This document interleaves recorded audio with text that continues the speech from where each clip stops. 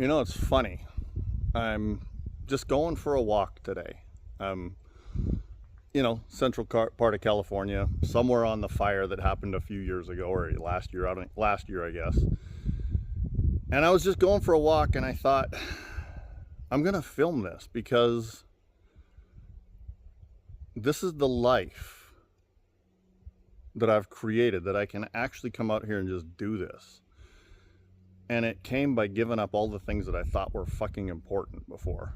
And they're not important. What's important is that I get to live a life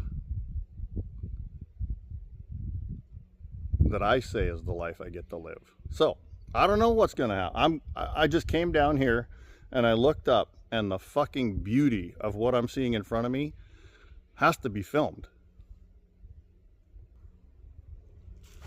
Like, I don't think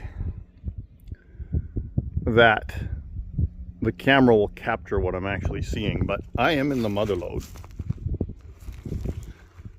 And for all intents and purposes, I'm kind of doing what they did back during the gold rush. And I can imagine that when there was a fire, and there were fires, they came out in droves to see what got exposed. And you know what? Today, that's what kind of happened to me as soon as I stepped into this forest, is let's go look. Because, I know this is gold area.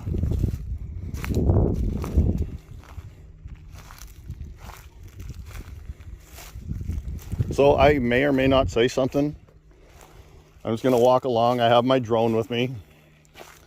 I'll fly it eventually. The reason I actually came out here today, Chase, you'll love this, is because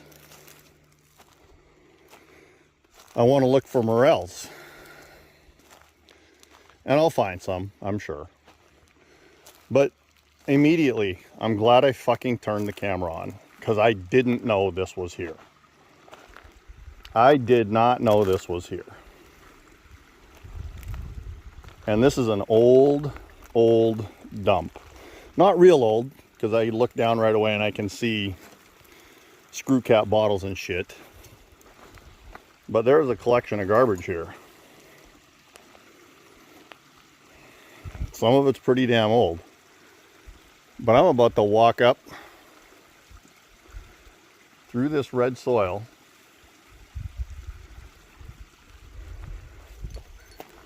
in the heart of the Mother Lode, near Placerville, where the old timers walked.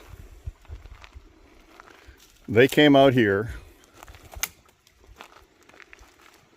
just like I'm doing right now to see if they could find any gold.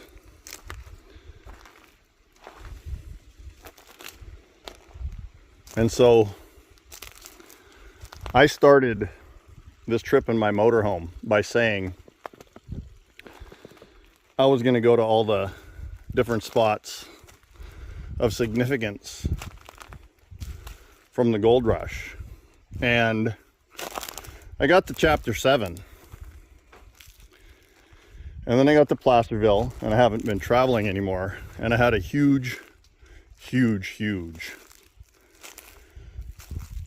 epiphany on Thursday. And you guys will find out about it eventually. You will, I promise. And the epiphany was, why do you want to write about something that happened 170 years ago? Create a new gold rush. Create a new story. Create your own stories. And so it's kind of wild. I just turned this phone on. I didn't know what was going to come out of my mouth. I'm just walking out here and I'm experiencing some pretty cool shit.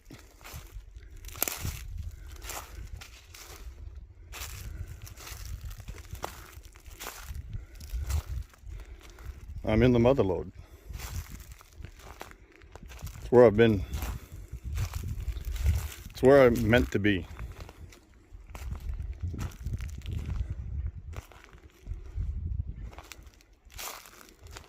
where I'm meant to be.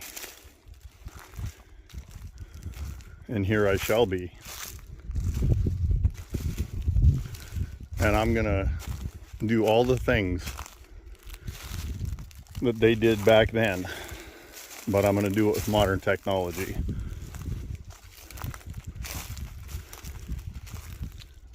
And I don't know how it's gonna turn out. I don't know where I'm gonna wind up, but that's irrelevant because I'm here right now, walking through this forest right now. And I'm just like feeling like I'm one of the original 49ers, although there's evidence here that I'm not, but that's what it feels like.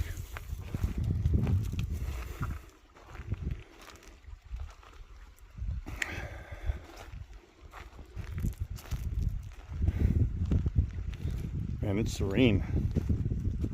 It's quiet. It's magic. Really magic.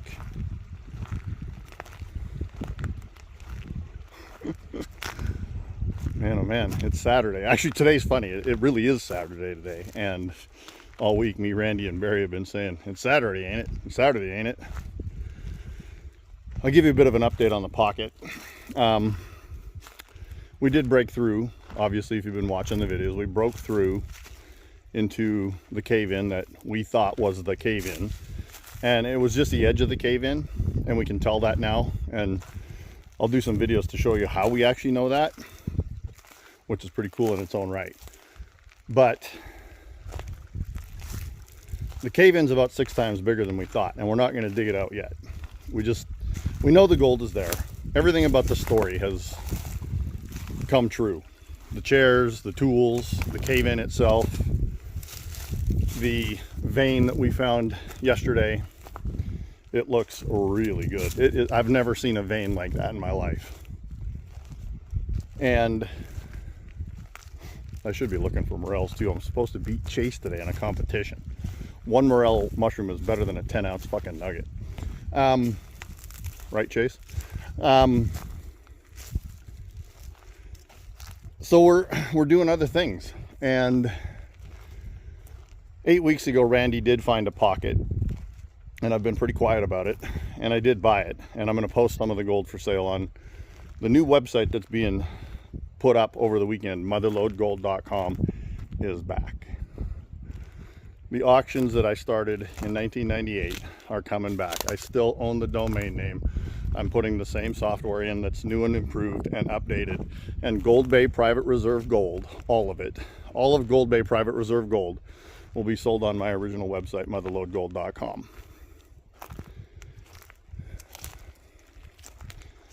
This is just unbelievable. I'll turn this camera around. I know it's not going to get the scope of this, so I think right here, for whatever reason, I want to sit down right here with my drone and film this, and I'm gonna. Look at this freaking majestic place. Look at this majestic place. The old timers were here. They were here and they dug. And back in those days, you couldn't drive to here. In 49, 50, 51, 52, whatever years they were here, you couldn't drive here. You had to use mules, strong backs, wagon trains, whatever you had to. You know, and I look around, man, like the quartz that's everywhere. Look at this fucking quartz. It's just everywhere. Now, quartz gets me excited, but not like a lot of people who think as soon as you find quartz, you have gold. No, it's not like that. 99.99% of the quartz that you find will have nothing in it. Maybe even a higher percentage, 99.9999 will have nothing in it. But it is one indicator of that you could be in a gold bearing area. Gold and quartz do form together oftentimes. It's one of the most common rocks that gold is found in, but there are others. But quartz is nothing more than letting you know that you need to do more exploration. And until you actually find a piece of gold in the quartz, it's just quartz. I wish I could say otherwise, but I get thousands of pictures a year, thousands of them, of quartz that has rust stain on it, or discoloration, or brown. And that's what that is. It's rust color, it's staining, it's not gold. Gold looks exactly like the ring on your finger. It is gold. It's unmistakable. When you see gold, you know you're looking at gold. And it's the exact same when you find it in rock. I'm walking up to a fucking boulder right now. Man, oh man, it's off in the distance. Hang on, check this out. I'm talking about quartz, and I look up and I see this. And from where I was standing, it looks like quartz. Let's go find out. Now, I am getting a little older. I'm almost 60, so maybe the old eyeballs aren't quite right. This might not be quartz, but if it is, I'm going to pour water on it so you can see.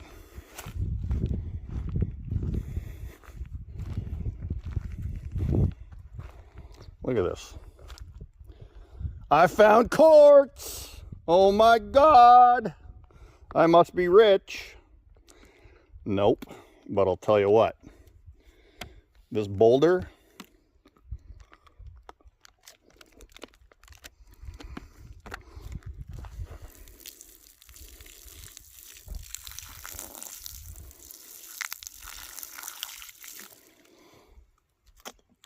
is all quartz.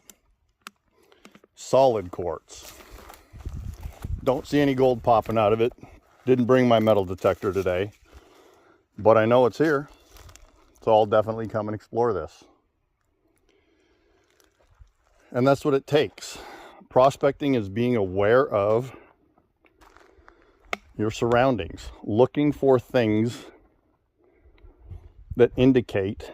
And by the way, I've never been here before. This is the first time walking around. It's in real time. I'm talking as I'm walking, and I'm exploring. I'm looking for the things that my dad taught me to look for when I was a kid growing up. He took me prospecting and panning and mining for many, many years after that first pan of gold with 11 nuggets in it. And if you look around here and you see the shocking amount of quartz, you know, that's why all these trenches are here. That's why all these trenches are here. They were chasing this stuff. And you want to look for piles. You want to look for piles of crushed up tailings. You want to look for little dig holes. You want to look and see stacked rocks. All that stuff indicates that there was some activity here. And then, of course,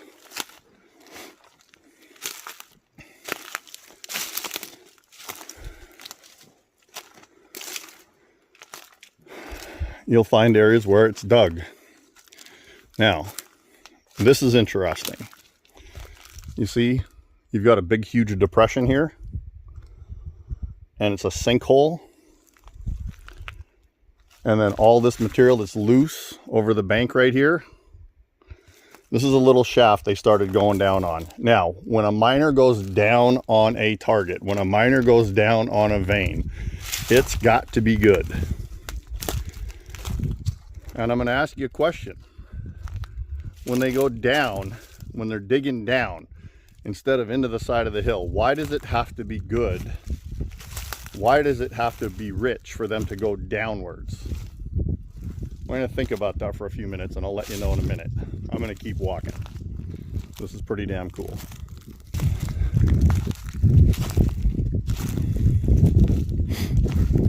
I was here yesterday,